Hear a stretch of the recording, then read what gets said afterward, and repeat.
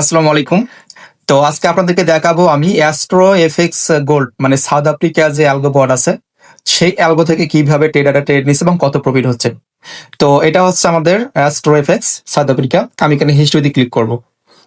হিস্ট্রিতে click করার পর দেখেন এখানে ডিপোজিট হয়েছে $500, প্রফিট হয়েছে $131। তো আমি বলছিলাম যে প্রতি মাসে আপনার প্রফিট আসবে 7% থেকে শুরু করে 10% প্লাসও হতে পারে।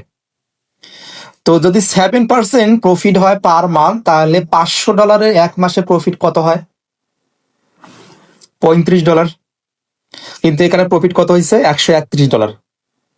দেখেন, $131 প্রফিট, টোটালে ব্যালেন্স কত? 631। কিন্তু এখানে ডিপোজিট কত তারিখে হয়েছে আমরা একটু উপরে যদি যাই তাহলে আপনাদেরকে দেখাতে পারবো। দেখেন, ডিপোজিট হয়েছে যে 25/11/19, মানে 19 তারিখ 11 মাস 2025 সালে ডিপোজিট করা হয়েছে।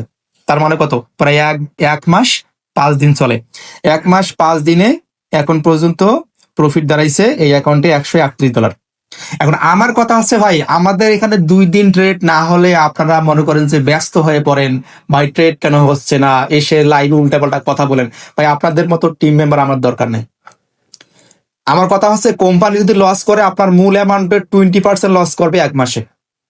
আর যদি প্রফিট করে আপনাকে 7% থেকে শুরু করে 10%। তো এখন পর্যন্ত লস কই?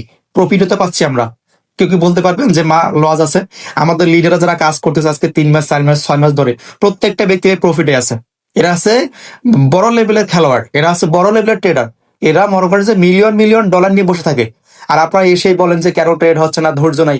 এরকম অধৈর্য হয়ে ওই যে বিড হারভেস্টে যান, প্রতিদিন ইনকাম দেবে, টাকা উঠে আসার আগে মনে করেন যে বাস দিয়ে চলে যাবে। আপনাদের জন্য এটাই বেস্ট, আমি যেটা মনে করি। যাদের ধৈর্য আছে তারাই শুধু ইউনিটি হেডে কাজ করবে, আমাকে নক দেবেন, তাছাড়া নক দেওয়ার কোনো দরকার নেই। ভাই আমার 2টা ট্রেড নিয়ে যে কোম্পানি আমাকে রিটার্ন দিতে পারে, ভাই সমস্যাটা কোন জায়গায়? এক মাসে যদি 2টা ট্রেড নিয়ে আমাকে প্রফিট করতে পারে, তো 2টা ট্রেড নেই, সমস্যা কোথায়? আমি দেখবো যে মাস শেষে আমাদের ইনকাম আসতেছে কিনা। তো যাদের এরকম ধৈর্য আছে আমি বলবো যে তারা আমাদের সাথে কাজ করে, না যাদের ধৈর্য নাই ভাই কাজ করার কোনো দরকার নাই। ধন্যবাদ সবাইকে।